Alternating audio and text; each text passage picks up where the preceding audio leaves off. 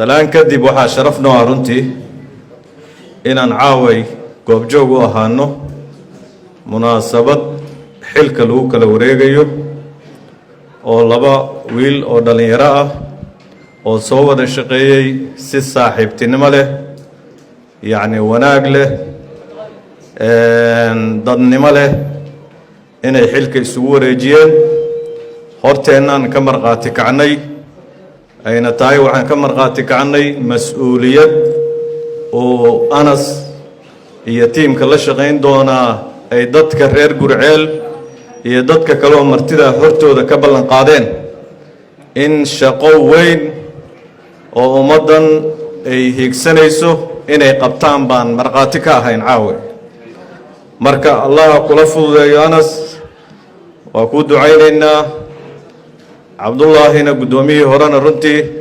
asaguna maaragtay ammaan buu mudan yahay waxqabadkiisii halkaan ayay ku jiraan ayay ku qoran yihiin waxa soo qabtay Anasna wuxuu ka sii wadi doonaa meeshiisii buu ka sii wadi doonaa Cabdullaahina waxaan u rajaynaynaa darajooyin iyo xilal mustaqbalka ah oo ka weyn xilka gudoomiyaha runtii waa experience iyo khibrad iyo waayo aragnimada halkaan ku kasbatay dadkaana kolley waxaan rajaynayaa inaysan ku nacbayn laakiin maamulka ayaa go'aanka iska leh inuu asagu cidna bedelo cidna maaragtay soo magacaabo marka waa ku hambalyeynaa gudoomiyaha dhalinyarada ee Anas iyo tiimka la shaqayn doonana waxaan leenahay waa idin hambalyeynaa idinkana mas'uuliyadda dawladda yani maamulku la kabiyo leeyahay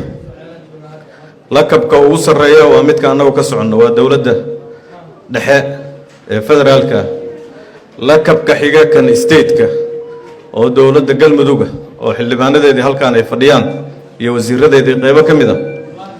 lakabka ugu hooseeya waa lakabka heer degmo ee maamul waana aasaaska maamulka oo federaalkaba ujeedka laga leeyahay wuxuu ahaa in maamulka loo daadajiyo ilaa heer degmo heer tuulo marka waxaan u malaynayaa lakabkii ugu hooseeyay ayaan joognay oo ah aasaaska iyo foundationka maamul uu ka samaysmo lakabkaasi hadduusan hagaagin kan dowlad goboleedkuna ma hagaagayo midka ka sarreeya oo dowladda dhexana ma hagaagayso marka waa meesha aasaaska waa waxqabadka iyo serviceka iyo adeegyada bulshada la siinayo meesha aasaaska waa meesha la rabo lacagaha ugu badan in lagu bixiyo waa meesha la rabo mashaariicda ugu badan inay fuliyaan waa meesha la rabo maamulkani dadka dadweynaha ixtikaaga iyo yani la falgalaya oo og baahida rasmiga ah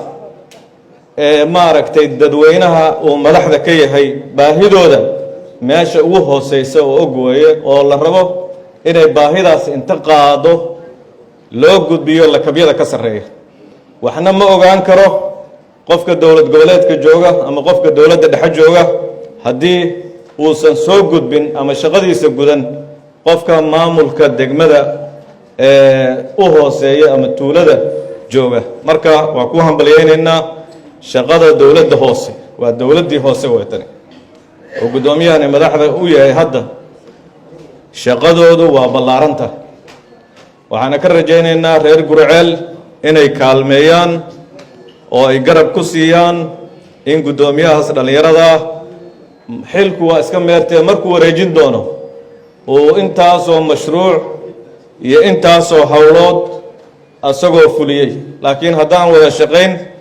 loo samayn isaguna dee meesha xilkaasu isaga macnaanaya korkiinana waa joogi doonaa marka shaqooyinka ugu muhiimsan oo dowladda hoose laga rabo waxay tahay adeegyada biyaha korontada wadooyinka iskuullada caafimaadka kulli waxaasoo dhan canshuuraha miisaaniyad inay yeelato uu degmada uu miisaaniyaddeedii dejiyo sanad intay noqon lahayd saddex bilood sanadkan inta ka dhiman uu ku bilaabo yacni miisaaniyaddaasna meel kale ma ka imaanaysee waxay ka imaanaysaa dadweynaha asaguna meel kale geyn maaye wuxuu ugu shaqaynayaa degmada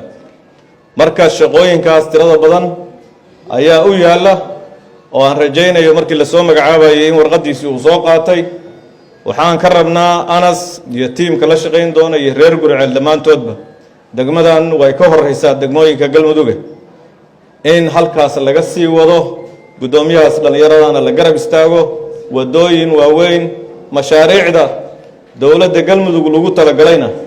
tartan ayaa jiri doona degmooyinka gudihiisa in la soo jiito waxa lagu soo jiidan doonaa canshuur maxay contribution bixiyeen reer Guriceel maxay lacaga oo canshuura oo ay siiyeen degmadii si wax loogu daro wixii ay haysteen. laakiin haddii la yiraahdo reer Guriceel oo hoteeladan iyo dhismayaashan qurxoon leh xabad ma bixiyaan haddii la yiraahdo waxa leeyahay maxaa lagu darayaa xabad lagu daray. marka waxaan rajaynaynaa in haddii ay jireen canshuuraha